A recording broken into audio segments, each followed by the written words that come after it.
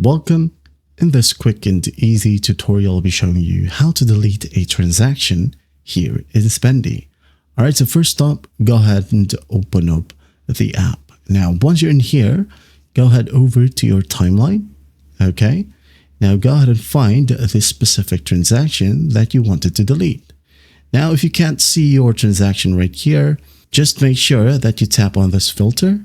Okay, instead of by month, you should select by year or all history. Okay, now you're going to scroll down and find this specific transaction. Let's say I'm going to go ahead and delete bills and fees right here. Okay, the electricity bill. I'm going to tap on it. And once done, as you can see here at the top or at the top right, we have the trash icon or delete button. So just tap on it and there will be a prompt. It says here, do you really want to delete this transaction? So if you're really sure, just tap on delete, wait for it to load, and once it loads, it should be gone. That is it. That's how simple it is to delete a transaction here in Spendee. Well, I hope this video helps and I'll see you in the next one.